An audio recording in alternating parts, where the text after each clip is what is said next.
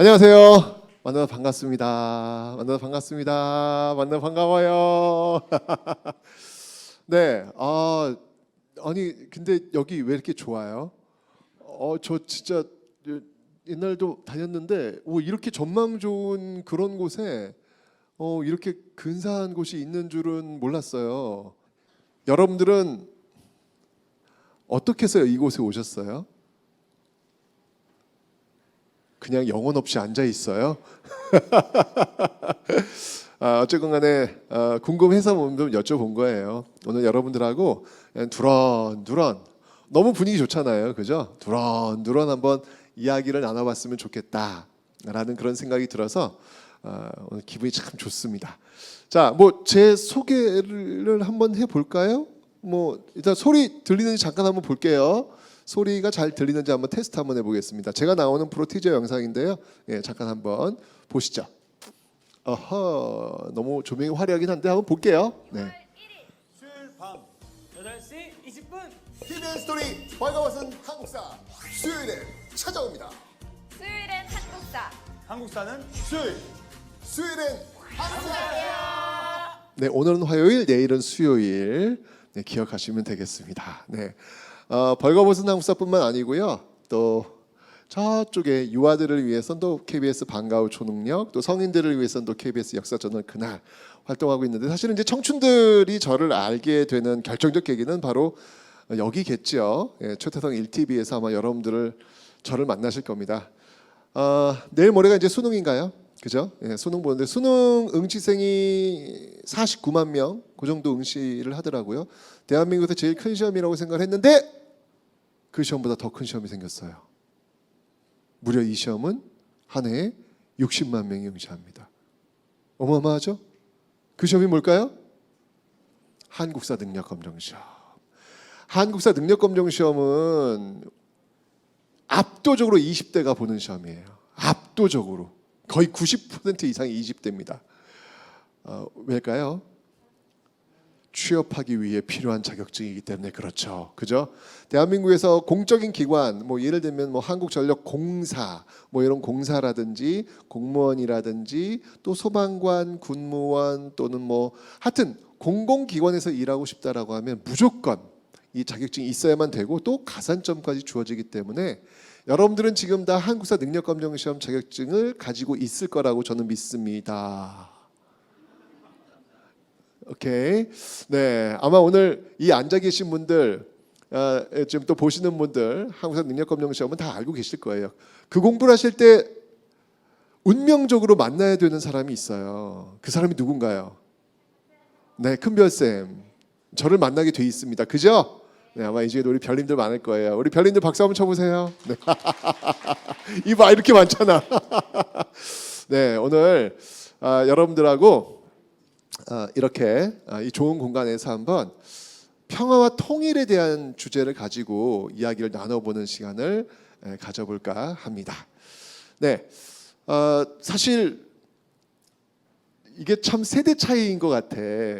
저 어렸을 때는요 그냥 의무적으로 불렀던 노래가 있어요. 그 노래가 바로 이 노래예요. 통일이어서 오라. 심지어 저 어렸을 때 이 노래 부르면서 눈물까지 흘렸어요. 통일을 해야 된다는 그 일념에 정말 눈물까지 흘렸던 그런 기억이 나는데 이상하게 제가 요즘 듣건데 우리 청춘들은 통일에 관심이 없다라는 이야기를 제가 많이 들었습니다. 아마 이 자리가 마련된 이유도 뒤집어 얘기한다면 통일에 관심들이 없기 때문에 이렇게라도 지금 자리를 만드는 것이 아닐까라는 생각이 드는 거예요. 저희 때는 이런 건 있을 필요가 없어요. 왜냐하면 통일은 너무 당연한 거니까.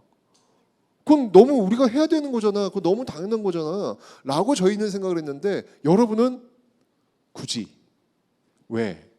라는 생각들을 굉장히 많이 하시는 것 같아요. 이게 진짜 강을 건너야 될 것 같습니다.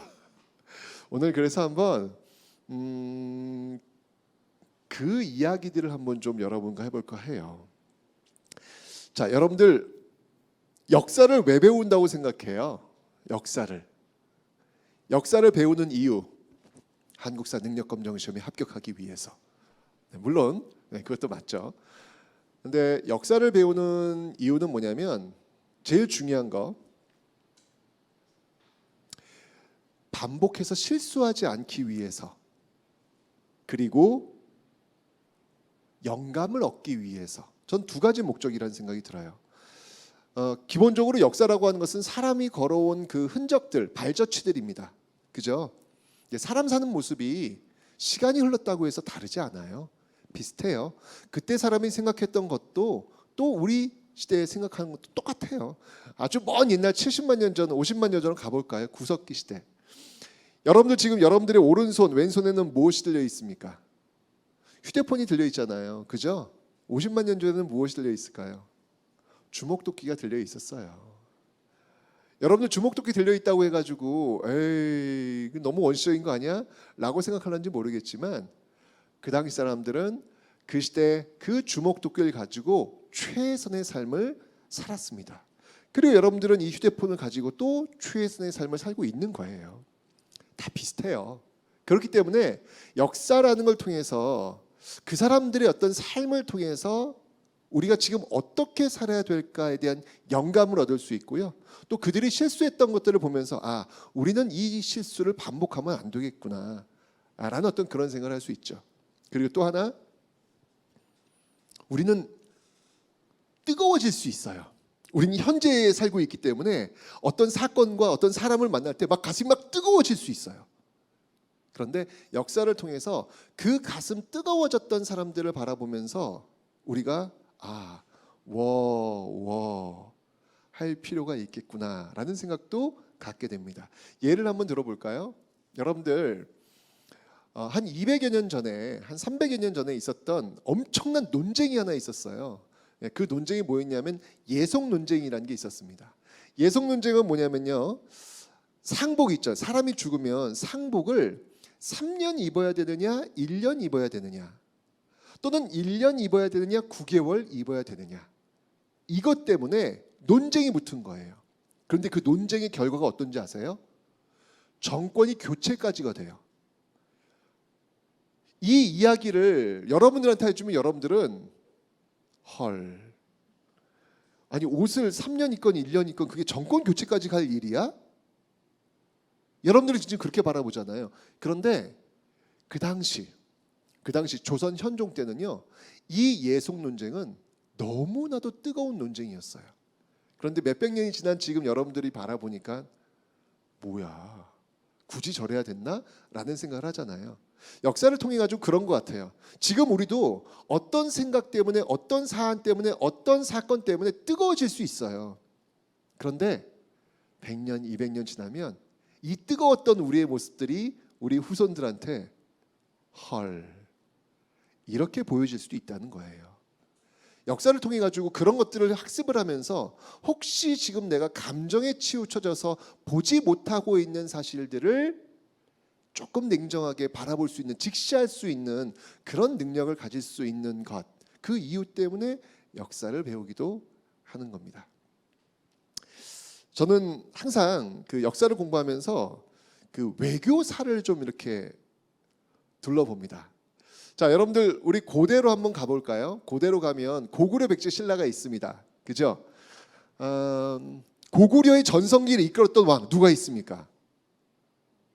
고구려의 전성기를 이끌었던 왕 광개토 태왕하고 그의 아들 장수왕이 있죠. 5세기는 고구려의 시대였습니다. 그죠? 자, 이 광개토 태왕의 그 시대를 이어받은 그 장수왕, 와, 고구려 전성기를 쭉 이끌어 갔는데요. 여러분 그거 아세요? 장수왕의 또 다른 별명 조공왕이었습니다. 조공왕. 중국에 조공을 얼마나 많이 했는지 몰라요. 여러분 딱 일단 중국 하면 일단 요즘 굉장히 반응들이 좀 안 좋더라고요. 보니까 또 중국 뭐 이런 댓글들 보면 왜들 그렇게 화가 나는지 모르겠어요. 어쨌건 딱 그 얘기 들으면 뭐 중국한테 조공을 했다고 이런 생각 가질 수 있잖아요. 그죠? 그래서 여러분 교과서는 잘 안 가르쳐 줘요. 교과서에서 장수왕이 중국에 조공했다는 이야기는 한 줄도 안 나와요. 그런데 실제로 장수왕은 중국의 조공을 굉장히 많이 했던 그런 왕입니다. 그 결과 여러분들 장수왕은요 재위 기간이 장수왕이 왜 장수왕이에요? 오래 사셨기 때문에 그죠? 재위 기간도 70년이 넘어요. 재위 기간 70년 동안 장수왕은 중국과 단 한 번도 전쟁하지 않아요. 그리고 그게 토대가 되어가지고 무려 장수왕 이후 200년 동안 고구려는 중국과 단 한 번도 전쟁을 치르지 않습니다. 장수왕은요 철저하게 실리 외교를 했던 그런 왕이에요. 저는 우리 역사상 최고의 외교 군주를 꼽아봐라 라고 한다면 저는 무조건 장수왕입니다. 대단한 사람이에요. 자, 그런데 그렇게 실리 외교, 그런데 중요한 게 있어요. 장수왕은 이 실리 외교를 통해서 중국한테 조공 많이 해요. 중국의 질서도 인정을 한다는 이야기예요. 그 과정 속에서 평화를 확보해 낸 겁니다. 그런데 결코 장수왕이 그 실리를 추구하는 과정에서 그 조공을 가져다 주는 그 과정에서 품격을 잃지는 않아요. 굉장히 중요하죠. 실리를 찾는데 품격은 잃지 않는다. 여러분 이 고구려 장수왕은요 이 동북아에서 오래 사셨기 때문이기도 하지만 그의 외교 능력이 탁월해서 동북아에서 큰 어른으로 인정을 받습니다.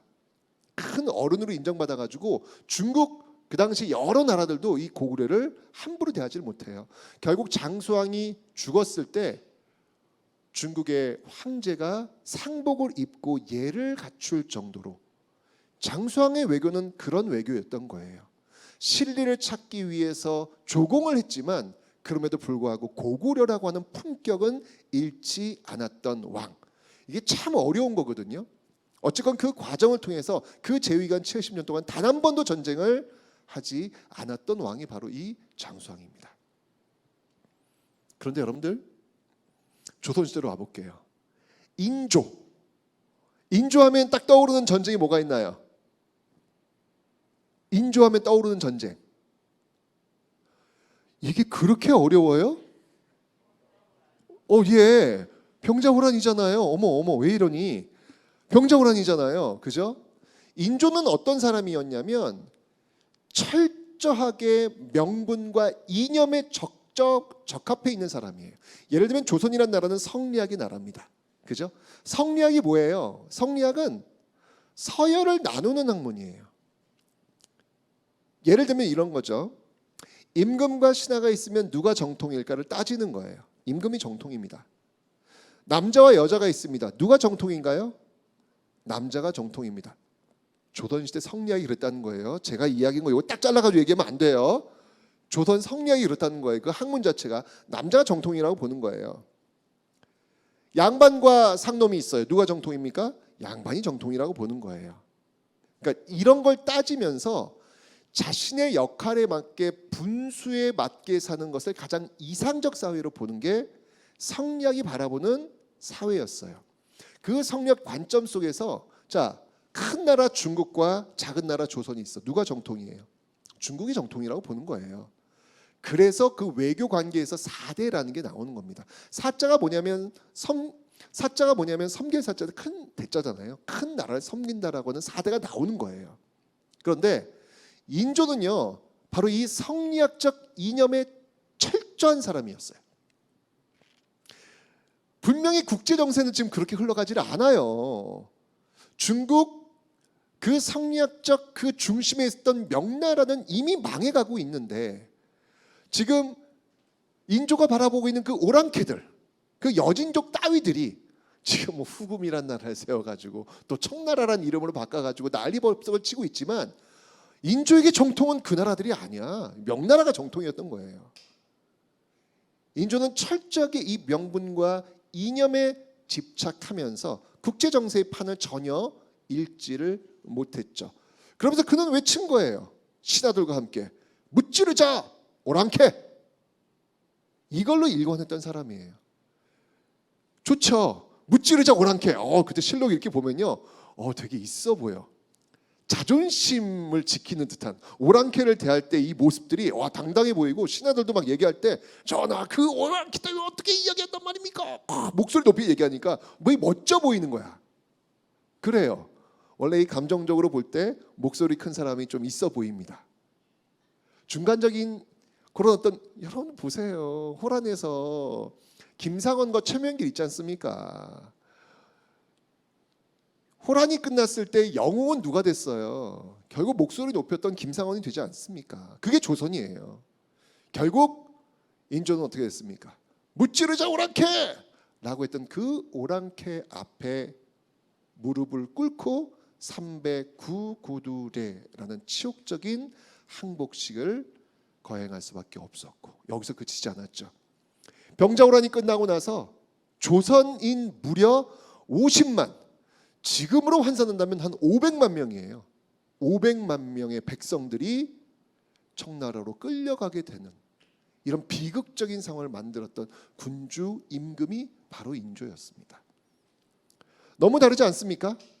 장수왕의 외교와 인조의 외교는 이렇게 다릅니다. 제가 아까 역사를 배우는 이유, 지금 우리가 살아가는 이 삶 속에서 과연 역사가 우리에게 어떤 영감을 줄 수 있을까? 또 우리가 어떤 실수를 반복하지 않을까에 대한 그런 어떤 지식들을 저는 역사에서 줄 수 있다라는 생각이 드는 것이죠. 그래서 우리가 역사를 공부해야 되지 않을까라는 생각이 드는 거예요. 자, 오늘 우리가 이 평화와 통일이란 이야기를 한번 해보고 있습니다. 굉장히 어려운 주제예요. 왜냐하면 일단 요즘 통일 얘기하면 일단 반응들이 안 좋아요. 네, 진짜 반응들이 안 좋아요. 격세지감을 느낍니다. 와, 세상 진짜 많이 변했다라는 어떤 그런 생각을 느끼거든요. 자, 하지만 여러분들 변하지 않는 지식이 있습니다. 수능 20번 문제는 무조건 통일 문제입니다. 기억나세요? 네, 수능 20번 문제는 무조건 통일 문제인 거 기억나시죠? 19번 문제는 민주화 운동 문제고 20번 문제는 통일 문제고 내일 모레도 그렇게 나올 거예요. 내일 문제 20번 내가 알려드릴까요? 네. 내일 20번 문제는 저 셋 중에 하나 나와요. 7.4 남북 공동성명, 그리고 남북 기본합의서, 6.15 남북 공동선언, 요 셋 중에 하나 나오는 거예요. 네, 그건 뭐냐면 교육을 통해서 통일만큼은 정권 바뀐다고 해서 20번 바뀌지 않아요. 20번은 무조건 정해져 있는 거예요. 왜? 그건 우리의 당위이기 때문에 그래요. 교육을 통해서 끊임없이 이야기를 하는 거예요. 그런데 이렇게 통일 얘기를 하면 역시 마찬가지로 우리 청춘들은 그게 나한테 무슨 상관인데 라는 이야기를 많이 하면서 좀 등한시하는 그런 모습이 있는 것도 사실입니다. 그래서 오늘 참 어렵고 무거운 주제이지만 좀 여러분 눈높이에 맞춰가지고 한번 이 통일 이야기, 평화 통일 이야기를 한번 해볼까 합니다. 자, 아까 제가 역사를 통해서 우리가 영감을 얻을 수 있고 실수하지 않을 수 있다라고 이야기를 했으니까 그래도 뭐니 해도 우리와 굉장히 비슷한 모습이었고 우리보다 먼저 통일을 이뤄낸 그 나라의 역사를 통해서 우리가 한번 영감을 좀 얻을 수 있을 것이고 실수하지 않는 방법들을 찾아낼 수 있지 않을까라는 생각이 드는데 그 나라는 어떤 나라일까요? 네, 요즘 여러분들이 좀 좋아하는 차를 만드는 나라죠. 네, 봉봉봉. 네, 바로 벤츠와 BMW의 나라 바로 독일이 되겠습니다. 자, 여러분들 1990년 10월 3일 이 날은 어떤 날일까요? 개천절. 네, 그렇죠. 개천절이죠. 그죠? 우리한테는 개천절. 그런데 1990년 10월 3일은요 독일 역사에 있어서 바로 독일이 통일된 날입니다. 진짜 또 개천절 날 진짜 천지가 개벽한 날 독일은 진짜 천지가 개벽했네요. 우리도 통일 날은 10월 3일로 하는 건 어떨까? 그런 생각을 한번 해봅니다. 의미가 있을 것 같아요. 그죠? 하늘이 열린 날 우리가 다시 하나가 될 수 있는 날이 된다면 참 좋겠다라는 어떤 그런 설레임을 한번 가져봅니다. 자, 1990년 10월 3일 이 독일이 통일했을 때 그 계기가 되는 사건이 하나 있었습니다. 그게 뭐였냐면 바로 그 전해 1989년 11월 19일 하나의 사건이 벌어집니다. 여러분들 통일은 어떻게 올 것 같아요? 통일은 어떤 식으로 올 것 같아요? 가끔 이런 생각을 해요. 갑자기 눈 떴는데 통일될 수 있겠다. 갑자기. 정말 갑자기. 그게 불가능할까? 근데 독일은 진짜 그렇게 됐어요. 정말 갑자기. 그 갑자기 날이 바로 이 1989년 11월 19일이었습니다. 어떤 일이 있었냐면요.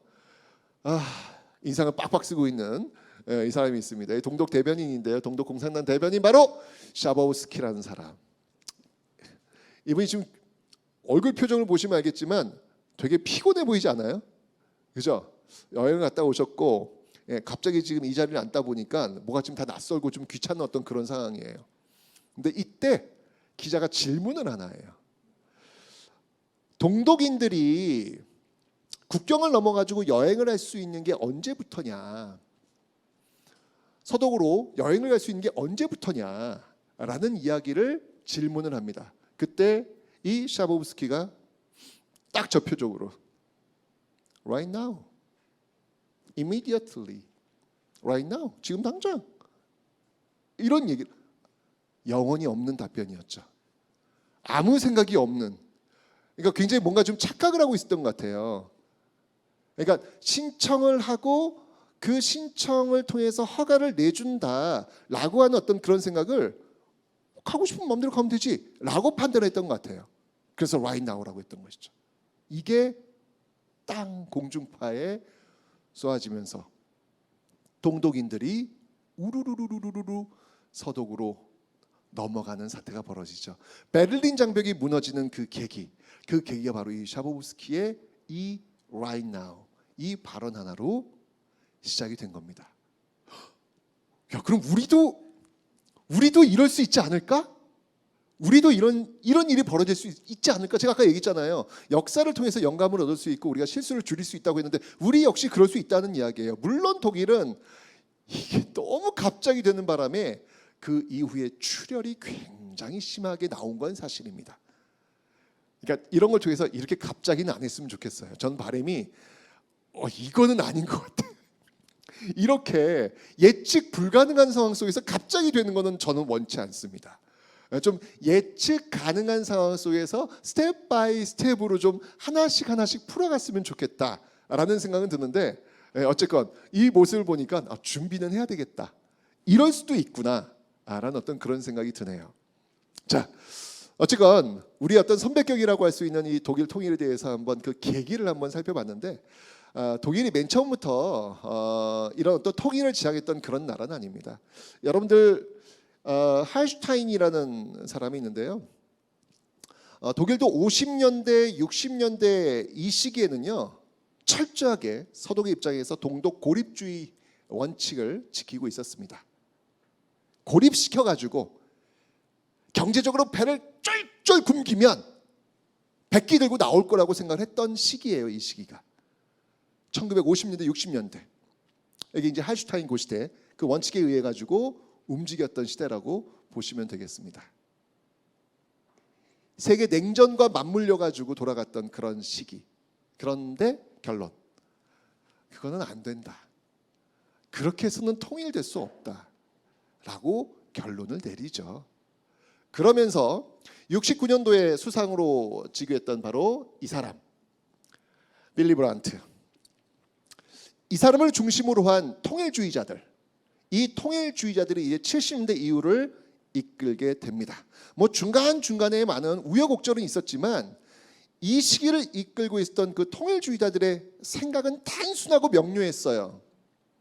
긴장과 대립과 전쟁을 통해서 통일을 이룰 수 있다? 이걸 뭐라고 그들은 판단한지 아세요? 긴장과 대립과 봉쇄와 전쟁을 통해서 통일할 수 있다 라고 주장하는 사람들을 이들은 이상주의자들이라고 이야기합니다. 놀랍지 않습니까? 우리는 평화적으로 통일할 수 있어요라고 하는 사람들을 어찌 보면 이상주의자라고 생각하는 경향이 없지 않아 있어요. 그죠? 그런데 이 사람들은 반대예요. 전쟁과 봉쇄를 통해 가지고 고립을 통해서 통일을 이룰 수 있다. 그게 이상주의자라고 이들은 판단했습니다. 와, 엄청난 반전이죠. 뒤통수한테 제대로 맞는 어떤 그런 느낌이에요. 어찌 보면 우리의 통일 선배라고 할 수 있는 이 사람들의 생각이 이런 생각을 가지고 있었다고? 이야, 이거 뭐지? 굉장한 호기심을 가지게 됩니다. 이 사람들은요, 100시간 동안 아무런 성과 없는 외교적 협상이 일본의 총질 그 순간보다 훨씬 낫다라고 생각하는 사람들이에요. 이것도 지금 또 우리 뒤통수를 때리고 있습니다. 100시간에 아무런 성과 없는 그 시간이 일본의 총질보다 훨씬 낫다고 생각하는 사람들이에요. 이 사람들은요, 상대가 악마더라도 끊임없이 그들과 같이 춤춰야 된다고 생각하는 사람들입니다. 그 악마와 같이 춤을 추면서 같이 스텝을 맞추면서 그들의 리듬과 그들의 박자를 내 몸에 익히는 것, 이거 굉장히 중요한 순간이라고 그들은 늘 이야기합니다. 그래서 그들은 그렇게 한 거예요. 어쨌건 그들은 성공했지 않습니까? 그런데 우리한테는 지금 굉장히 낯설단 말이에요. 이 진짜? 그렇게 해서 됐단 말이야? 지금 이들이 이야기했던 모든 것들이 우리한테는 그들이 다 이상주의자야, 이렇게 생각할 수 있는 내용들이에요. 그죠? 그런데 그들은 성공했다고요. 그 굉장히 우리한테 주는 시사점이 많을 것 같아요. 그죠? 자, 그러면서 이제 본격적으로 한번 우리 이야기를 한번 해봐야 될 것 같아요. 그러니까 왜 많은 사람들이 이 통일에 대해서 이야기하면 부정적으로 생각을 할까? 이유가 있어요. 바로 이 통일 비용 때문에 그렇습니다.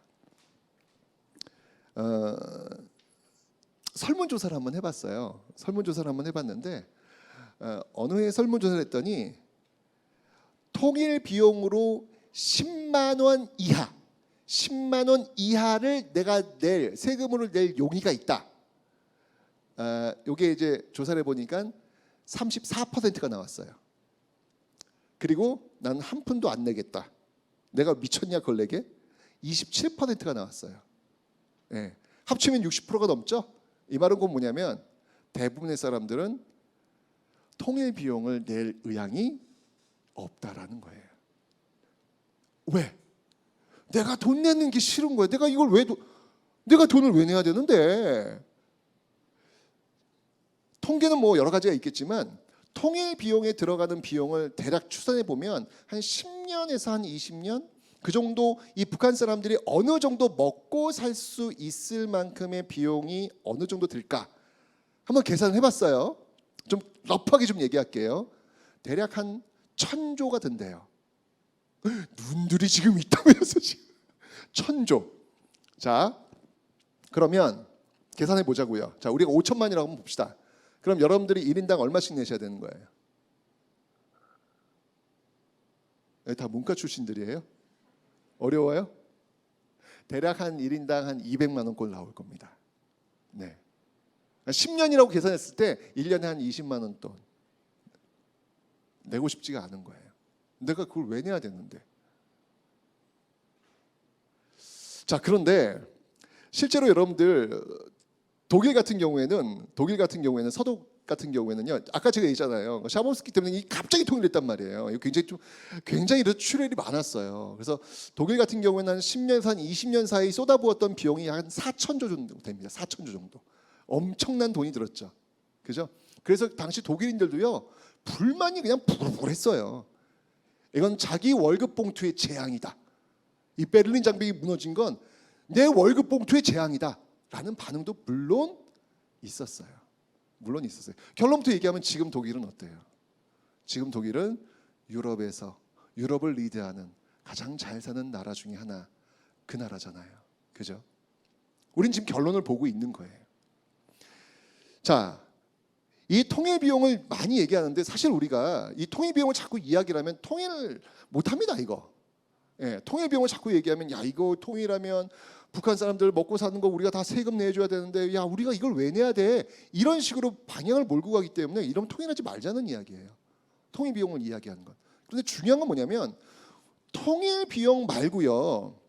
통일 비용에 가려져 있는 또 다른 비용이 있어요. 그 비용이 뭐냐면 바로 분단 비용이라는 겁니다. 분단 비용. 자, 이 분단 비용은 뭐냐면요. 놀랍게도 여러분들이 이미 내고 있는 거예요. 돈을 내고 있어요. 근데 여러분들 인식 자체가 없는 거야. 자, 한번 예를 한번 들어볼게요. 여러분들 그 북한하고 우리나라 그 군사비, 국방비 러프하게 한번 잡아봅시다. 1년에 국방비가 한 50조 정도라고 한번 계산 한번 해보겠습니다. 그 정도 왔다 갔다 할 겁니다. 그런데 지금 독일 같은 경우에 통일을 했을 때 국방비가 예전에 분단 상황에서 지금 통일했을 때 국방비가 무려 20%로 줄었대요. 5분의 1로 지금 독일을 지키고 있는 거야. 자, 이 말은 무슨 말이냐면 자, 지금 50조라고 제가 얘기했어요. 1년에 드는 국방비 남북이 합쳐가지고 50조면은 만약 우리가 통일이 되면 그 비용을 얼마로 줄일 수 있다는 이야기예요? 10조로 줄일 수 있다는 이야기잖아요. 20%만 내면 되는 거니까, 그죠? 그러면 40조가 남죠. 지금 여러분들은 40조를 매년 쓰고 있는 거예요. 분단되고 있기 때문에 여러분들은 이미 세금으로 40조씩을 지금 내고 있는 거예요. 이게 바로 분단 비용이라는 거예요. 5분의 1만 써도 되는 것들을 여러분들은 더 쓰고 있는 거예요. 그런데 그에 대해서는 여러분 감각이 별로 없어요. 분단 비용을 이미 내고 있음에도 불구하고 매년 여러분 내고 있는 거예요. 여러분 부모님을 통해서 여러분 뭐 알바해가지고 월급 받으면 세금 내잖아요. 거기서 이미 떼가고 있는 거예요. 떼가고 있는데 여기에 대해서는 여러분들 인식이 별로 없어요. 자, 또 이거 한번 볼까요? 남북이 지금 군인수를 한번 합쳐보면 대략 한 200만 명이라고 한번 가정해 볼게요.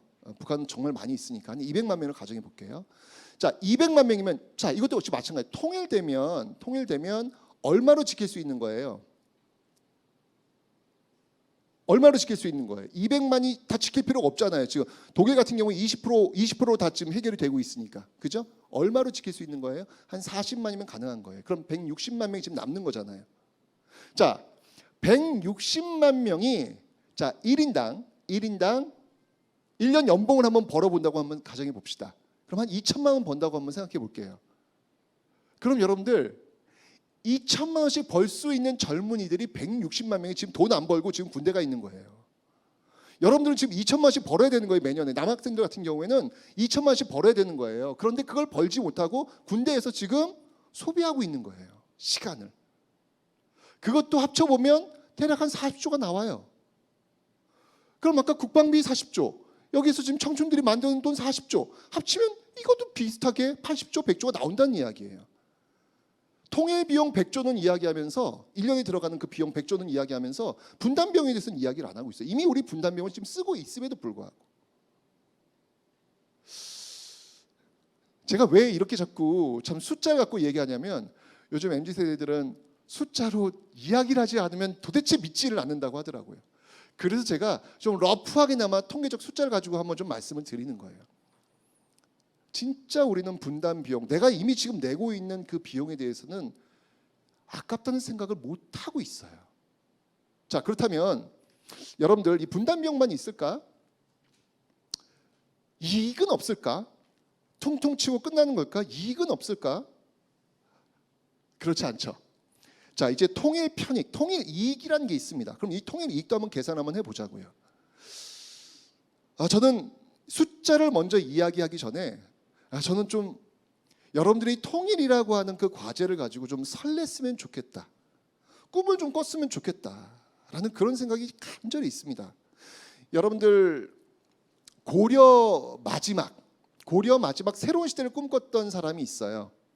그 사람이 누구냐면 바로 정도전이라는 사람입니다. 조선의 설계자죠.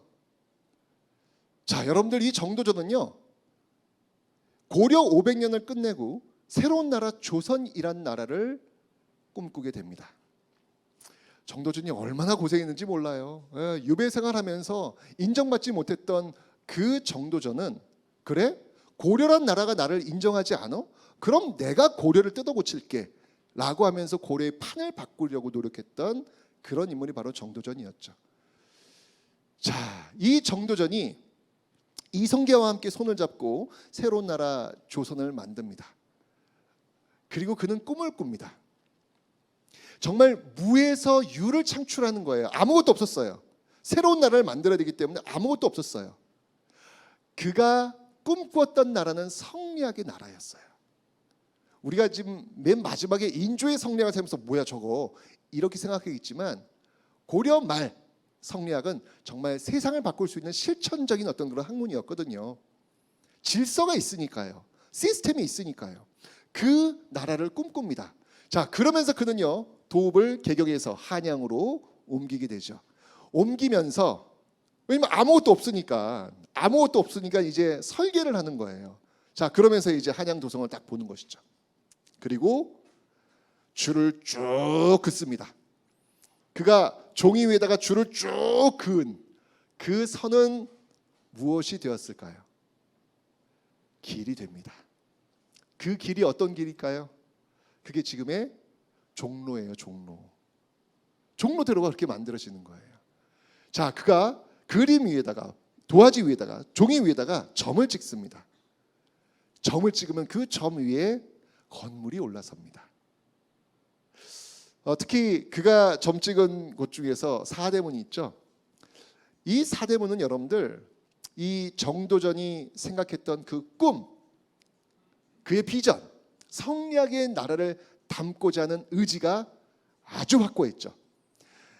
유학의 나라, 성리학의 나라, 조선은 이런 나라가 되어야 된다. 그래서 유학에서 가장 중요시 여기는 5가지의 도덕, 인, 의, 예, 지, 신. 이거를 땅 박아 놓습니다. 인 어딜까요? 인이 들어간 곳이 어딜까요? 동대문, 흥인지문. 의는 어딜까요? 의정부.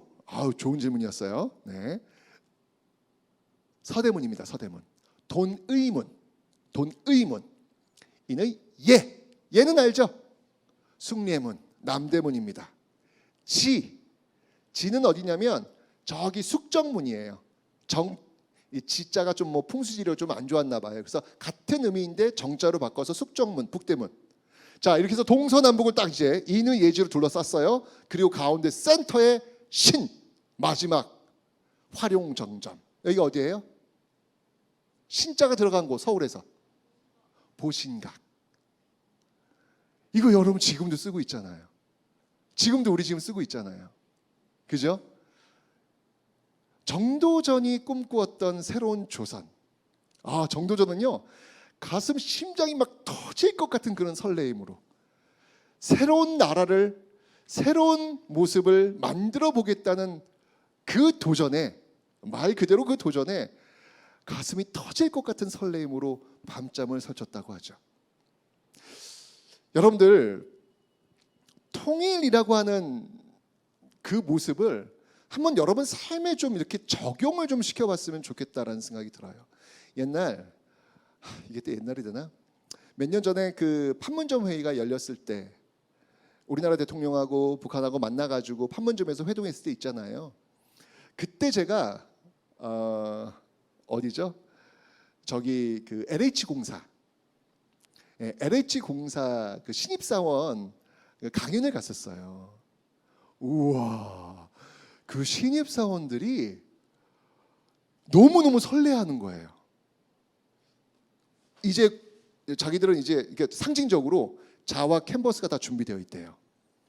이제 자기들은 북한으로 들어가면 새로운 도시를 한번 계획해 보겠다는 그런 꿈, 그런 설레임으로 정말 가득 차 있었던 그런 시기가 있었어요. 네.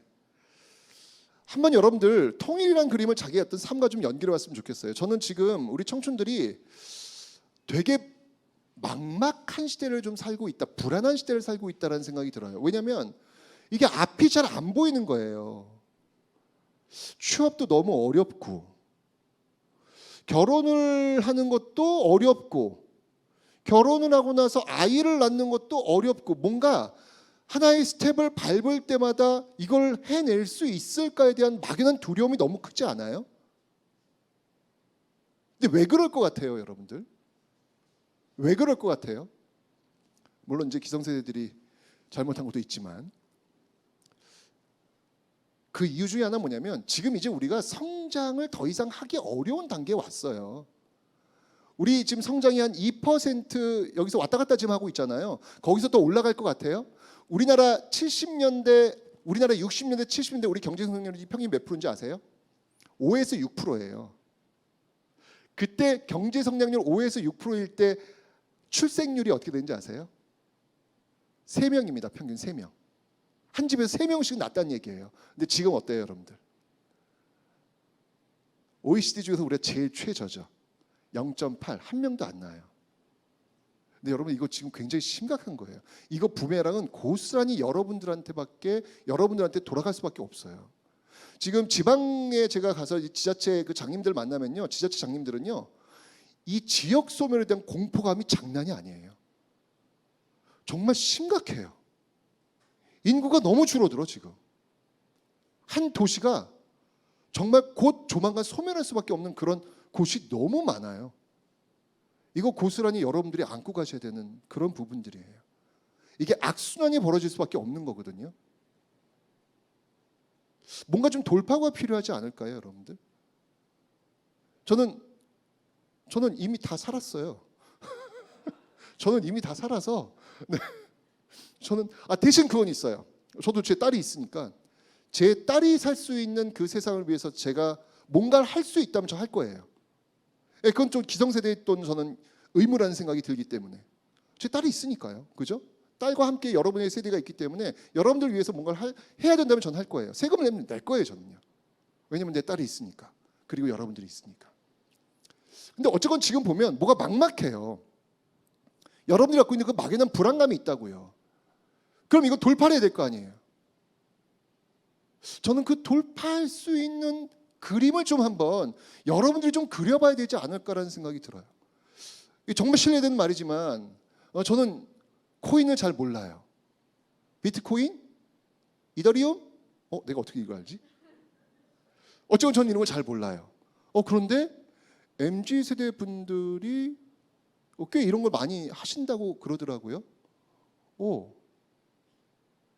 도전하시는 거잖아요. 그죠? 새로운 영역에 도전하시는 거잖아요. 근데 요즘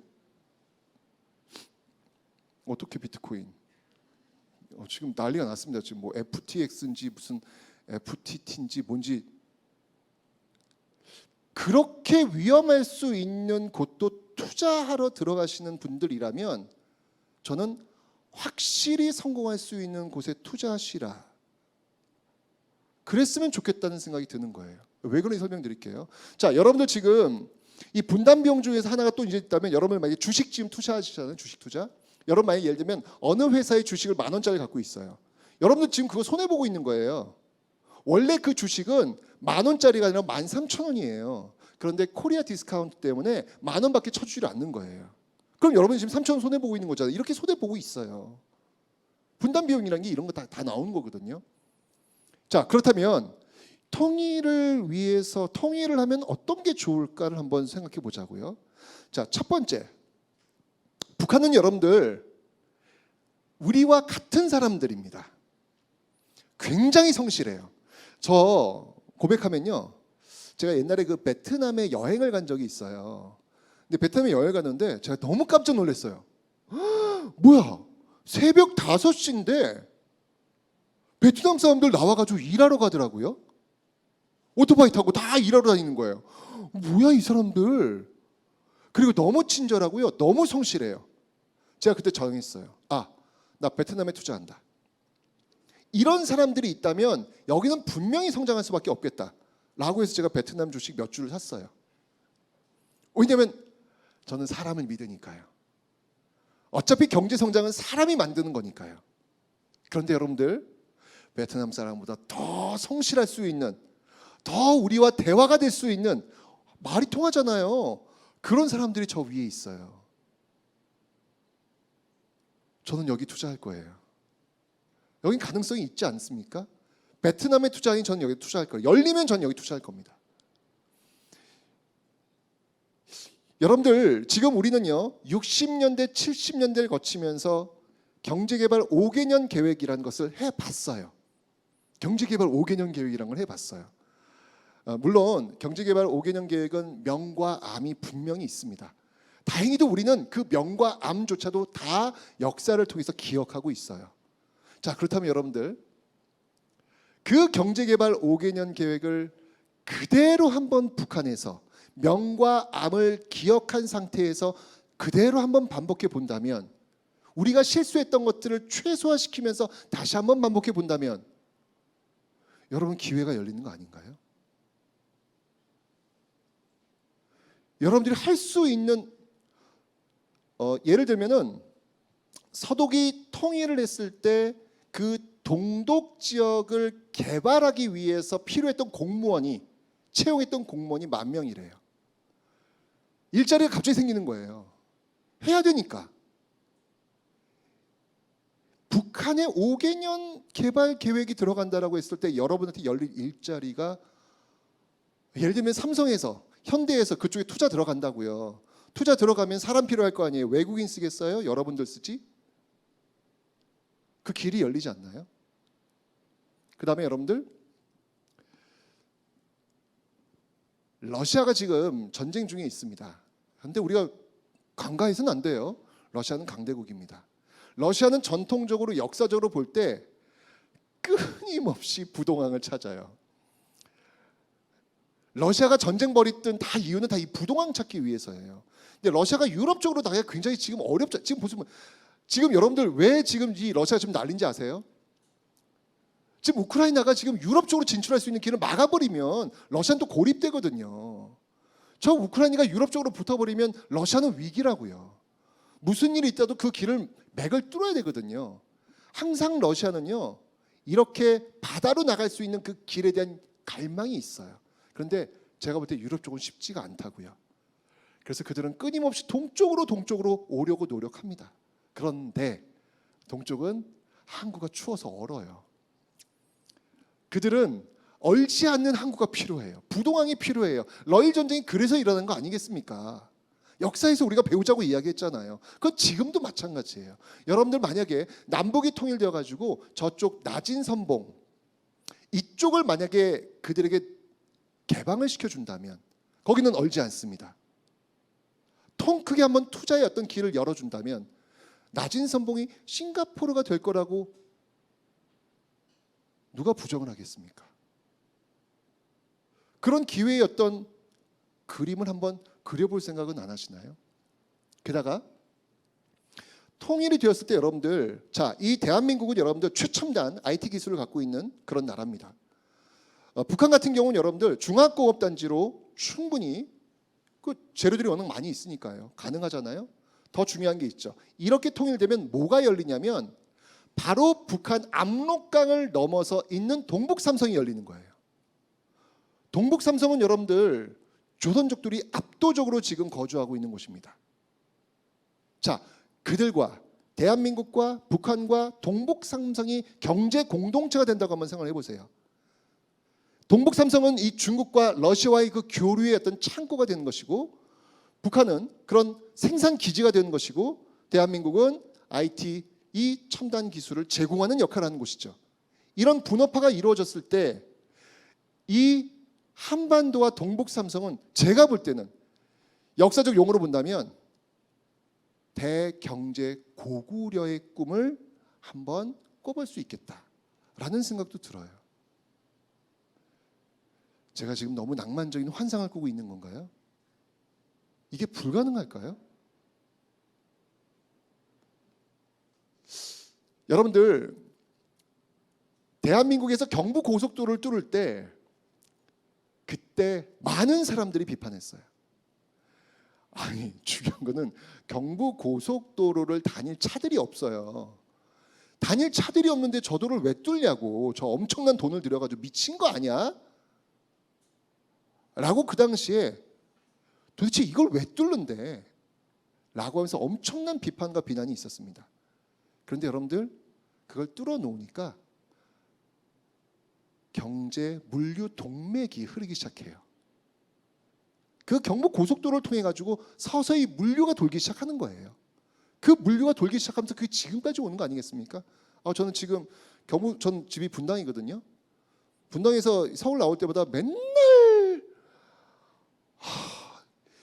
그때 경부고속 뚫을 때 이걸 16차선으로 뚫었어야 되는데 그걸 못하다 보니까 난 맨날 막혀요. 짜증나 죽겠어.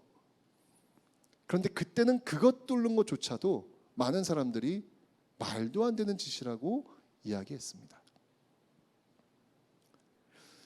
만약에 그런 경부고속도로와 같은 그 모습이 서울과 부산이 아니라 서울에서 저곳 의주까지 연결된다면 와우, 이곳 한반도의 그 물류의 동맥들은 바로 이어질 뿐만 아니라 이게 어디까지 이어질까요, 여러분들? 대륙까지 연결될 수 있잖아요. 여러분들 그 아이언 로드라는 게 있습니다. 네, 바로 이 철도가 부산에부터 연결해가지고 서울을 거쳐가지고 신의주를 거쳐가지고 중국이나 러시아를 통해서 유럽 쪽으로 가는 거죠. 근데 그때 이제 궁금한 게 있었어요.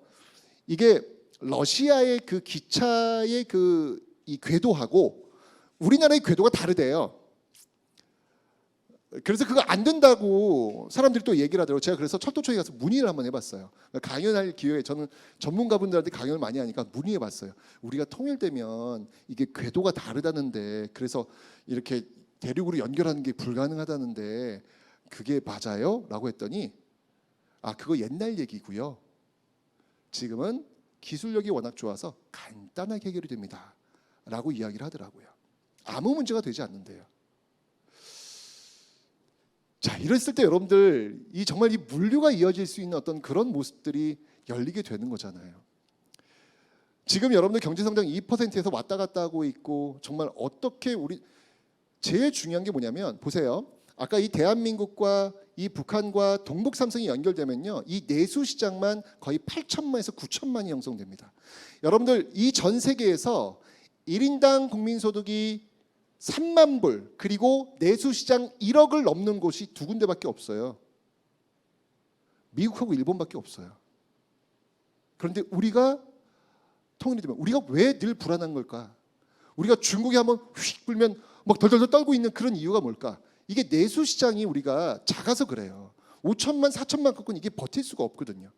적어도 1억 정도는 있어야 외풍이 와도 흔들리지 않는 거예요. 일본, 중국이 뭐라고 해도 흔들리지 않잖아요. 여러 가지 이유가 있겠지만 그 중에 하나 내수 시장이 탄탄해요. 1억 정도는 있어야 됩니다. 그러니까 이런 모든 것들을 풀어나갈 수 있는 그 과제가 과연 무엇일까? 이게 고스란히 지금 여러분들의 몫이고 여러분들의 미래여서 제가 지금 말씀을 드려보는 거예요. 한번 이런 어떤 꿈들을 한번 꾸어보는 것, 이게 바로 우리 청춘들이 좀 앞으로 이 미래를 좀 더 활기차게 가슴 뛰면서 설레면서 할 수 있는 그런 일이 아닐까라는 생각이 드는 것이죠. 그래서 제가 한번 숫자로 근거로 한번 그 이야기를 한번 여러분과 나눠봤습니다. 우리의 어떤 그 통일 시대의 어떤 그 시도를 한번 좀 살펴봤어요. 역사 속에서. 여러분 뭐 신라의 그 삼국 통일은 잘 아실 겁니다. 영화 황산벌을 보시면 그 황산벌 속에서 전쟁터에 나가고 있는 그 백성들의 소리를 들을 수 있어요. 전쟁터에서 마치 말이 되어가지고 자신의 목숨을 내놓고 자신의 가족을 희생시켜야 되는 그 백성들의 그 원망 섞인 목소리. 정말 이 고구려 백제 신라 삼국시대의 그 끊임없는 전쟁 속에서 죽어나가는 것은 그 나라에 살고 있는 백성들이었죠. 신라의 삼국통일이 어떤 명가함이 분명히 있지만 어쨌건 신라 삼국통일된 이후 그 200여 년 동안은요, 전쟁이 한 번도 없었습니다. 정말 태평성대를 이루는 통일신라 시대를 경험하게 되죠. 고려는 어떻습니까? 후삼국의 그 고려를 통일시키면서 이 고려는요, 새로운 시대를 열게 됩니다. 어떤 시대였냐면 이 고대 국가는요, 신분제, 골품에 의해 가지고 꼼짝없이 갇혀 있는 그런 시대였어요. 혹시 이 중에서 경주 김씨 있나요? 예, 경주 김씨. 네, 예, 경주 김씨. 예. 여기 경주 김씨. 예, 선덕여왕이 이렇게 생기셨습니다. 네. 네. 오로지 경주 김씨들에 의해서 돌아가는 시대가 바로 신라의 시대였죠. 경주 출시 한번 손 들어 보세요. 저요. 네, 네. 네, 저요. 네. 육두품 집안. 골과 품에서 육두품 집안. 저희 집안이 되게 똑똑한 집안이거든요. 우리 할아버지 최치원. 네, 그러나 소용없어요. 아무리 능력이 뛰어나도 골품제 사회 속에서는 고위관직에 올라갈 수가 없어요. 꿈을 꿀 수가 없는 시대였어요. 그런데 고려 시대가 열리면서 후 삼국을 통일하면서 새로운 시대의 어떤 변화. 통일은 이전 시대와 이후 시대를 완전히 갈라놓습니다. 이 고려 시대는 신분도 중요했지만 실력에 의해서 꿈을 꿀 수 있는 그 시대를 열어놨어요. 그게 고려 500년의 역사적 의의예요. 이게 통일되었기 때문에 가능했던 그런 부분이죠. 일제강점기 좌와 우, 민족주의 진영과 사회주의 진영을 하나로 만들었던 신간회라는 조직이 있습니다. 이 조직은 일제강점기 최대 조직이었죠. 좌와 우가 합쳤을 때 이렇게 큰 힘을 발휘할 수 있다는 것을 역사 속에서 보여주고 있습니다. 그리고 여러분들 우리가 지금 통일을 이야기하는데 통일은 절대 진영 논리가 아니에요. 여기 보시면 알겠지만 여러분들 대한민국에서 통일의 원칙을 출발시켰던 정부는 박정희 정부입니다. 박정희 정부 때 여러분들 제가 수능 20번 문제 나온다 그랬잖아요. 그죠? 수능 20번 문제 7.4 남북 공동성명 나온다 그랬잖아요. 여러분들 7.4 남북 공동성명에서 북한과 남한의 어떤 통일 3대 원칙이 밝혀져요. 자주, 평화, 민족 대단결. 이 3대 원칙은 변함이 없어요. 지금 여러분들 그 이후에 있는 정권들 역시 마찬가지로 그게 어떤 정권을 바뀐다 할지라도 그들의 통일 원칙은 바로 자주, 평화, 민족 대단결이라고 이 7.4 남북 공동성명에서 시작돼요. 게다가 이 7.4 남북 공동성명 박정희 정부의 어떤 그 뒤를 이어가지고 통일에 더 구체적으로 만들었던 정부가 어디예요? 노태우 정부 아니겠습니까? 남북 기본합의서 그렇게 나오는 거잖아요. 우리가 소위 이야기하는 그 보수 정부라는 그 박정희 정부와 노태우 정부의 통일의 어떤 그 토대가 다 만들어집니다. 그리고 김대중 정부에서 실천 가능성한 부분들이 실현되는 6.15 남북 공동선언이 나오게 되는 거잖아요. 우리가 지금 남북 간의 어떤 갈등이 굉장히 많이 있다라고는 이야기하지만 저는 역사적 맥락 속에 봤을 때 굉장히 큰 진전을 이루고 있어요. 조금씩 우리는 눈에 보이진 않지만 그리고 지금은 굉장히 갈등 구조가 있는 것 같지만 예전에 비해서 예전에 저는요 북한 사람들은 다 뿔 달린 도깨비인 줄 알았어요. 진짜예요, 진짜. 그 정도였어요. 그리고 북한의 김일성은 돼지인 줄 알았어요. 왜냐하면 또리 장군에서 그렇게 얘기해 줬기 때문에. 정말로 그랬어요. 근데 지금은 그렇지는 않잖아요. 그죠? 엄청난 저는 발전이다라고 보고 있습니다. 어쨌건 오늘 여러분들과 이 통일에 대해서 한번 좀 이야기를 좀 나눠봤습니다. 통일은 여러분들 민족의 당위, 평화의 의지, 성장의 몸짓이라는 말로 제가 한번 결론 한번 내려보고 싶은데 우리 현대사 역사를 보면요. 저는 역사하는 사람이라서 이 시대 구분에 대해서 좀 민감합니다. 60년대, 70년대 이때 그 시대를 살던 사람들의 과제가 있었어요.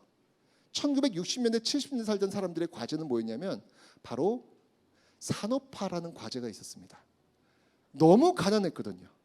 너무 가난했기 때문에 무슨 일이 있더라도 우리 뒤에 오는 사람들한테만큼은 배고픈 시대를 물려주지 말자라는 그 시대 정신이 있었어요.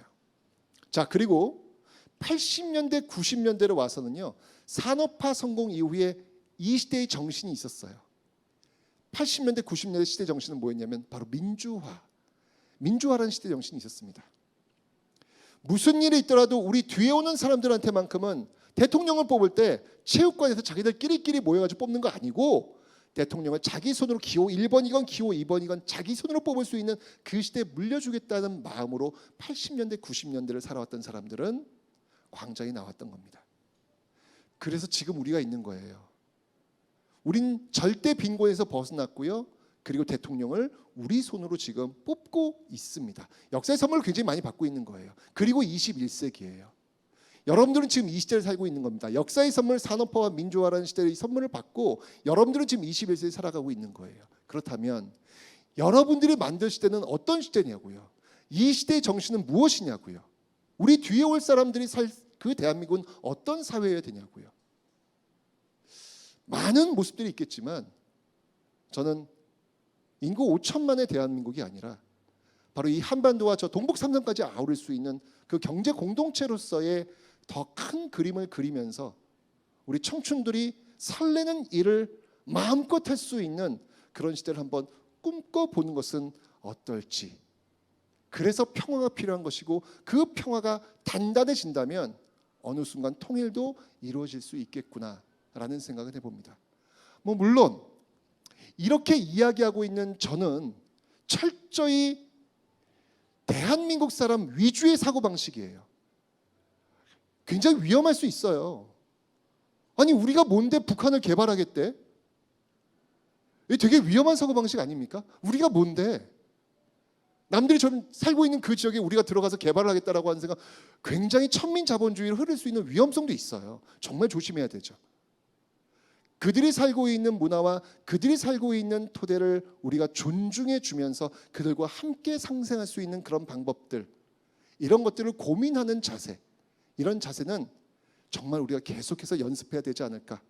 그런 것들은 저기 서독과 동독의 통일 과정 속에서 우리가 봤던 그 실수의 모습들을 다 모아가지고 좀 우리가 좀 연구해 볼 필요가 있지 않을까. 그래서 남북의 통일은 동서독의 통일보다는 좀 더 모범적인 역사의 진보라고 평가받을 수 있는 그러한 인류의 큰 성취를 얻어내서 이 땅 한반도 사람들이 한번 전체 모두가 다 노벨 평화상을 한번 받아볼 수 있는 그런 멋진 꿈을 한번 꾸어보면서 오늘 강연 마치도록 하겠습니다. 감사합니다.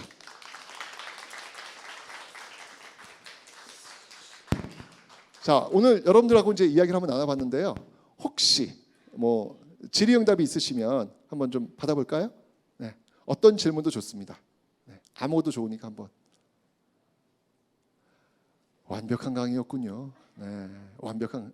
질문? 예, 괜찮습니다. 뭐든 좋습니다. 네, 네. 저 마이크 있으니까 한번 말씀해 주세요. 네. 네, 고려 시대 때부터 항상 궁금하던 건데 네. 발해 멸망 후 발해 왕족 귀족들이 고려로 많이 네. 망명을 왔잖아요. 그렇죠. 근데 일단은 다 고위층들이고 그런데도 그러면은 발해에 관련된 역사서나 그런 게 분명히 작성할 만도 했을 텐데 그런 서적이 없었다는 게 좀 굉장히 의문이고. 네, 그 그 발해 왕족 성씨는 도대체 다 어떻게 됐을까? 이런 의문점이 항상 많이 들었었거든요, 저는. 네. 일단 기본적으로 발해의 지배층들이 고구려인들이 굉장히 많아요. 고구려 같은 경우에는 철저하게 역사를 기록했던 그런 나라입니다. 물론 지금 남아있지는 않지만, 하지만 남아있지 않지만 김부식의 삼국사기는 바로 그 삼국의 어떤 그 자료를 토대로 썼기 때문에 그들은 분명히 역사서를 남겼죠. 자, 그랬던 사람들의 후손들이 세운 나라가 발해라면 발해 역시 마찬가지로 역사서를 남겼을 수밖에 없어요. 근데 중요한 건 뭐냐면 그 발해가 망했다는 이야기죠. 망하다 보니까 자신들이 만들었던 역사서는 소멸된 겁니다. 왜냐하면 새로운 왕조가 그 지배한 왕조의 역사서를 가만 냅둘 리가 없죠. 왜냐하면 역사라는 건 되게 중요한 거거든요. 역사가 남아있다는 얘기는 뭐냐면 다시 한번 그 역사를 통해서 싹을 틔울 수 있는 가능성을 남겨두는 거예요. 역사는 그래서 무서운 거거든요. 당연히 새로운 왕조라면 그 전 왕조의 역사서는 불태워버리고 지워버리는 게 가장 좋은 방법이죠. 그런 방식들 때문에 백제의 역사를 우리가 잘 모르는 이유도 마찬가지죠. 어떻게 보면 역사는 승자의 역사라고도 볼 수 있기 때문에 그런 이유로 발해의 역사를 우리가 보지 못하는 이유다. 이렇게 말씀을 좀 드릴 수 있겠습니다. 네. 네. 네.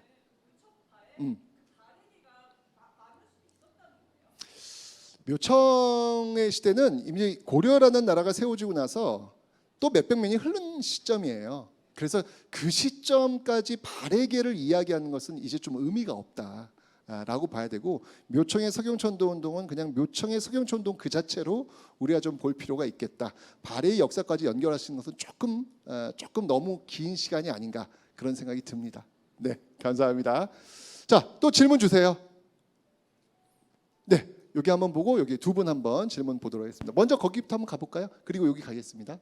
네, 다음은 여기 가겠습니다. 네. 예. 네, 순서대로. 네, 그러면 네.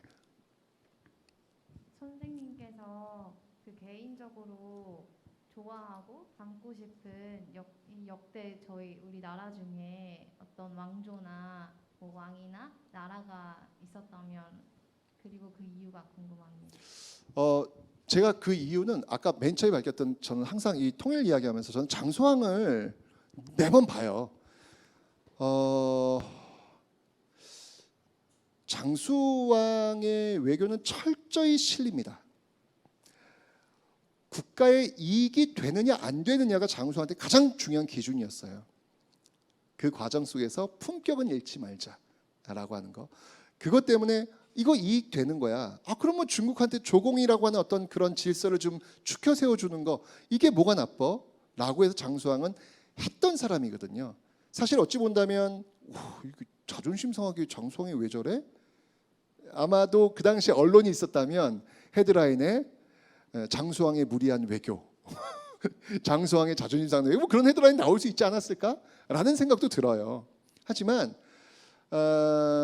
제가 그 장수왕, 그러니까 제가 그 외교 그 진흥원인가요? 거기 가 보면은 그 외교의 달인 해가지고 서희 동상이 세워져 있어요. 서희 고려시대 서희 있잖아요.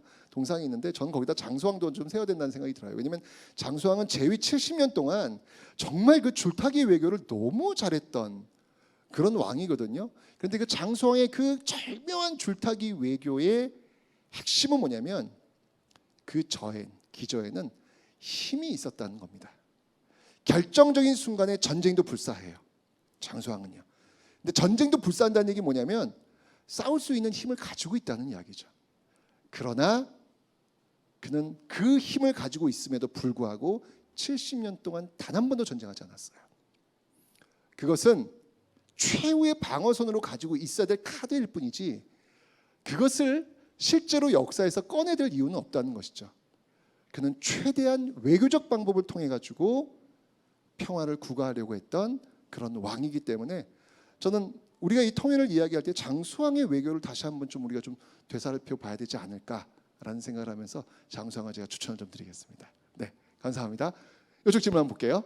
네, 네, 선생님 안녕하세요. 네, 저는 사실 선생님과 나누고 싶은 말씀이 되게 많은데 네. 일단 전공이 저도 역사입니다. 그러세요. 네, 사학을 공부했고 사학도. 네, 사학과 입학해서는 일제강점사랑 현대사에 관심이 많아져서 이제 공부를 하다 보니까 이쪽 분야에서 활동하게 된 지 이제 얼추 한 3, 4년 정도 됐는데요.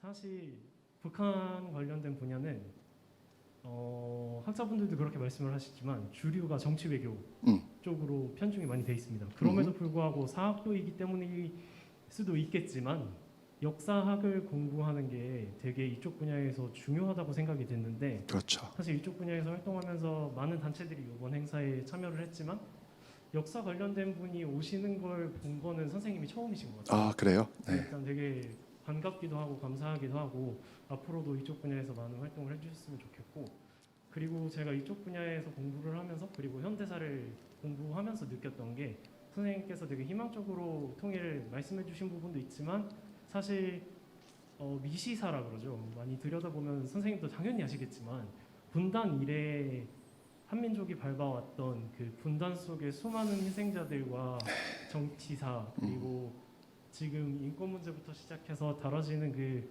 역사에서 다뤄지는 모든 그 사람들이 밟아왔던 길들을 봤을 때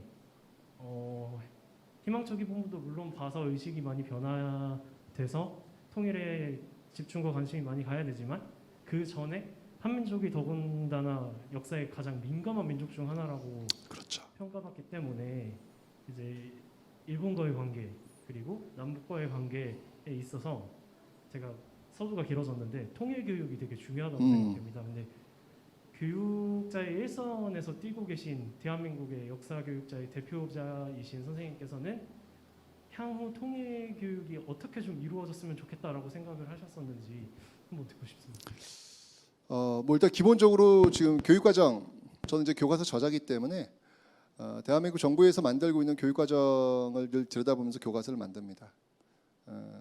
대한민국 정부에서 만든 교육과정에서 통일은 너무 중요합니다. 이거는 정권이 어떤 정권이 되든지 변함이 없어요. 그렇기 때문에 그 교육 과정에서 통일이 중시 여기기 때문에 그 교육 과정에 준해서 내는 수능 문제에서 20번 문제가 통일을 꼭 나올 수밖에 없는 그 결과가 그렇게 나오는 거예요. 근데 중요한 건 뭐냐면 이렇게 했지만 사실 우리 청춘들에게 통일이라고 하는 게 그렇게 피부에 와닿느냐? 그렇지는 않은 것 같아요. 오히려 통일이라고 하는 것, 그러니까 저는 통일이라고 하는 것들에 대해서 좀 꿈을 꿀 수 있는 그런 교육이 되었으면 좋겠다라는 생각이 드는 거예요. 내 삶과 관련이 없으면 공부가 되겠습니까? 통일이 되었을 때 그 비전, 통일이 되었을 때 이 통일한국의 모습, 그 통일한국에 살고 있을 나의 모습까지도 그림을 그려줘야, 그런 그림들을 자꾸 그려줘야 내가 통일을 할 때 세금을 낼 거 아니에요. 그런 마음가짐을 가질 거 아니에요. 근데 지금은 그저 화석화된 텍스트만 있을 뿐이에요. 그리고 외우고 시험 보래요. 20번 문제 나오니까. 영혼 없이 그냥 통일 교육을 공부하는 거예요. 이런 교육은 좀 지양될 필요가 있겠다라는 생각이 들고, 아까도 제가 말씀드렸지만 좀 내 삶과 관련이 있는 통일, 그 통일이 되었을 때 내가 어떻게 내 삶이 바뀌어질지에 대한 비전, 이런 비전들을 좀 끊임없이 이야기해 줄 수 있는 그런 어떤 교육이 되었으면 좋겠다라는 그런 생각이 들어요. 저는 그래서 그런 교과서 좀 나왔으면 좋겠어요. 통일이 되었을 때 나의 삶은 어떻게 변화될까? 저는 이런 교과서가 나와야 되지 않을까. 그래야 그걸 보면서 내가 그림을 그릴 거 아니에요. 우린 지금 그림을 그릴 수 있는 장치가 하나도 없어요. 그죠? 관념적인 통일만 얘기할 뿐이니까 굉장히 부정적인 어떤 생각이 오는 거잖아요. 그죠? 그래서 좀 실질적이고, 그리고 또 중요한 거, 도덕적이었으면 좋겠어요. 이거는 상대방과의 관계 속에서 우리가 지금 이 작업을 해야 되는 거기 때문에 우리가 너무 자본주의적이에요. 저는 그게 너무 무서워요. 우리가 너무 자본주의적이라서 혹시나 우리와 함께 해야 되는 사람들에게 상처를 주면 어떡할까에 대한 그 두려움이 저는 있어요. 그런 것들까지도 좀 보듬어 줄 수 있는 그런 연구들과 그런 고민들과 그런 실천들이 좀 계속해서 통일 교육을 통해서 이루어져야 되지 않을까라는 생각을 다시 한번 해봅니다. 네, 감사합니다. 네, 이제 이쪽에 한번 볼까요? 네, 질문들이 그냥 본물 터져 나오고 있습니다. 네,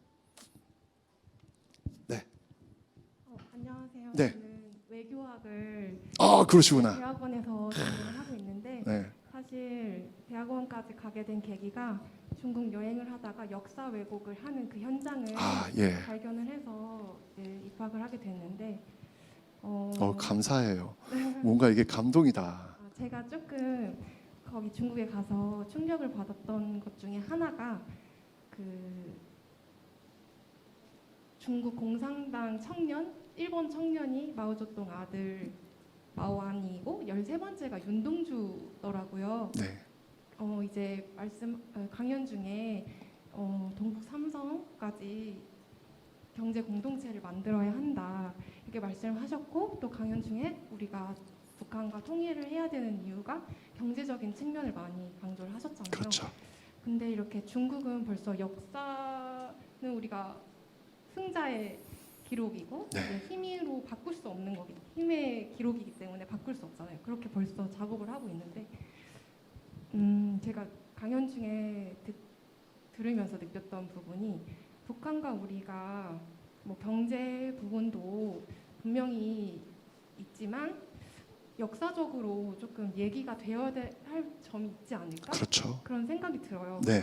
통일돼서 또 중국도 그렇게 작업을 해왔던 게 있기 때문에 갈등이 있을 것 같은데 맞습니다. 어떻게 해야 될까? 그리고 북한과 역사적으로 우리가 한반도가 되면 통일이 되면 그 부분도 통일이 돼야 될 텐데 역사적으로 어떤 것을 이렇게 할 수 있을까? 네, 맞아요. 네. 일단 기본적으로 역사관이 달라요. 북한하고 우리나라하고 역사관이 다릅니다. 김일성이 솔방울 타고 강을 건너서 항일 운동을 하셨던 분들의 역사이기 때문에 그쪽의 역사는요. 우리는 이게 뭐 상상도 할 수 없는 그런 이야기들을 지금 그쪽은 하고 있으니까 다르죠. 근데 저는 그런 생각이 드는 거예요. 제가 아까 이야기했지만 평화와 통일이라고 하는 단어가 있을 때 같이 오면 좋겠지만 우선순위는 뭘까? 저는 평화라고 봐요. 저는 통일은 급격하게 이루어지지 않아야 된다는 생각이 들어요. 저는 이거 개인적인 생각입니다. 왜냐하면 우리가 지금 분단된 지 지금 수십 년이 흘렀어요. 그러면 우리가 하나가 되려면 그 이상의 시간이 또 필요해요. 그래서 지금 이런 문제, 이 분단이라고 하는 시간 동안에 그 긴 간격 동안에 만들었던 이 역사관의 차이, 이거를 우리가 해결할 수 있다? 에이, 저는 그거 욕심이라고 봐요. 저는 남한 쪽에서 주장하고 있는 통일 방안이 연합제고 북한 쪽에서 주장하고 있는 방안이 연방제, 물론 지금 좀 많이 흔들리고는 있지만 그런 방식인데 좀 우리가 좀 멀리 봤으면 좋겠다는 생각이 드는 거예요. 그런 말이 있어요. 굉장히 똑똑한 후손들을 만나면 없는 역사도 만든다고 합니다. 그런데 굉장히 못난 후손들을 만나면 있는 역사도 지워버린대요. 지금 우리가 해야 될 일은 뭐냐면 이게 맞아 저게 틀려 이거를 따지는 것보다 저는 이러면 이건 대립과 갈등만이 계속 커질 수밖에 없다는 생각이 드는 거예요. 김원봉 보세요. 김원봉 항일 투사 아니겠습니까? 일제강점기 일제가 가장 두려워했던 인물이 김원봉 아니겠습니까? 그 김원봉 훈장 줘야 되지 않겠습니까? 그런데 김원봉 북한 정권에 합류했다 안 된다는 거 아니에요. 둘 다 의견이 맞잖아요. 지금요. 이걸 우리가 지금 판단한다고요? 저는 그러지 않았으면 좋겠어요. 그래봤자 이거는 돌고 돌 뿐입니다. 답 안 나와요. 저는 우리가 해야 될 일은 뭐냐면 저는 기억투쟁이라는 생각이 드는 거예요. 김원봉이라고 하는 사람이 어떤 행적을 했는지 우리가 차곡차곡 데이터베이스를 쌓아주는 것, 그게 우리의 역할이에요. 그 데이터베이스가 참인지 거짓인지 이야기하는 것보단 우리는 그 기억을 끊임없이 부여잡으면서 데이터베이스 충족시켜 주는 것, 그리고 그 자산을 우리 뒤에 오는 사람들에게 물려주는 것. 저는 분명히 김원봉에 대한 평가는 이루어질 거라고 봐요. 아까도 이야기했지만 예속 논쟁, 그 뜨거웠던 예속 논쟁이 지금은 너무 가볍게 평가가 되잖아요. 그 당시엔 감히 그걸 평가할 수 없었어요. 그런데 지금은 가볍게 평가되잖아요. 중요한 건 그것을 지워내는 것이 아니라 우리가 기억하고 우리가 계속해서 쌓아두는 것. 저는 이게 우리 시대에 할 일이 아닐까라는 생각이 드는 것이죠. 좀 더 길게 보고 그 평가, 그 모습들은 우리 뒤에 오는 사람들이 해낼 거라고 저는 믿고 있고요. 지금 할 거는 그들에게 줄 수 있는 자료들을 차곡차곡 우리가 정리하고 기억해 주는 것. 이게 이 시대를 살아가는 사람들의 역할이 아닐까라는 그런 개인적인 생각을 한번 해봅니다. 중국과의 관계도 마찬가지죠. 중국이 저렇게 나온다면 우리 까딱하면 진짜 지워질 수 있는 거예요. 우리 역시 마찬가지로 그렇다고 그대로 전쟁할 수는 없잖아요. 그죠? 우리 역시 철저하게 그 역사적 사례, 고증, 반박 이런 것들에 대해서 풍부한 연구가 이루어질 수 있는 그런 어떤 학문적인 성취 이런 것들을 우리가 지금 이뤄내고 있다면 반드시 끝까지 기억하고 있는 사람, 그 사람의 것이 바로 역사가 될 것이다 라는 것을 제가 한번 답변을 올리겠습니다. 네, 감사합니다. 네, 이쪽에 한번 또 볼게요. 네, 질문. 가운데시죠? 모자 쓰시고 마지막으로 네. 뭐 아주 뜨거운 질문들이 이렇게 많습니다. 네. 네. 좋은 강의 너무 감사드리고요. 네. 우선 우리가 통일을 하는 게 지금 저성장 문제를 해결할 수 있는 돌파구도 될 수 있고 또 우리가 이런 갈등이 있었던 역사를 뒤로 하고 평화로 나아가는 것 자체가 우리한테 정말 가슴 설렐 수 있는 일이고 이런 것들을 우리가 좀 미래를 꿈꿨으면 좋겠다라는 말씀에 너무 공감이 됐어요. 그리고 사실 통일이 그런 것들을 가져다 줄 수 있다는 것에 대해서는 제 생각에는 많은 사람들이 공감을 하고 동의할 거라고 생각하는데 한편으로는 또 그만큼 많은 사람들이 가지는 걱정은 북한 사람들과 이게 통일이 됐을 때 북한 사람과 남한 사람들이 너무 오랫동안 다른 가치관과 환경에서 살아왔기 때문에 많은 갈등이 있을 것이다 라는 우려를 하는 게 요즘 뭐 여론조사나 설문조사를 할 때 청년들이 통일에 반대하는 가장 큰 이유 중에 하나가 아닌가라는 생각이 들어요. 맞아요. 그리고 아까 말씀하셨지만 우리가 통일을 준비하면서 누군가를 상처를 주거나 이런 것들이 걱정된다고 하셨는데 아마도 청년들도 지금도 뭐 젠더 갈등이라든지 뭐 세대 갈등도 많이 있고 그런 것들에 많이 지치니까 뭐 분담 비용 내는 건 알지만 우리가 그래도 통일이 돼서 또 북한 사람들하고 그런 갈등을 겪을 바에는 그냥 이대로 사는 게 좋다 이렇게 생각하는 사람들도 많을 거라고 저도 네. 생각하거든요. 그래서 근데 그 말이 막 아예 이해가 안 되거나 틀린 말도 아니잖아요. 그래서 그런 생각을 갖고 있는 사람들한테는 선생님 뭐라고 해주고 싶으신지 궁금합니다. 그 생각이 뭐냐면 지금 당장 우리가 만났다는 것을 가정해 두기 때문에 그래요. 무서워요, 저도요. 그러면 저는 북한한테 제일 이해가 안 되는 게 뭐냐면 뭘 이렇게 따뜻하게 물었는데 일 없습니다. 뭐야? 내가 저렇게 따뜻하게 다루도 일 없습니다가 뭐야? 근데 일 없습니다가 북한에서는 괜찮습니다라는 뜻이더라고요. 그러니까 소통 자체가 어려운 거예요. 그런 것들이. 그러니까 지금 말씀하신 게 맞아요. 근데 그거는 지금 당장 우리가 같이 살 때를 가정하기 때문에 그런 거예요. 저는 그런 거는 좀 지향했으면 좋겠다는 거예요. 아까도 이야기했지만 좀 우리가 길게 두고 평화라고 하는 것들을 좀 구축시키면서 아까도 이야기했지만 우리가 떨어져 있는 시간 그 이상의 시간이 분명히 필요해요.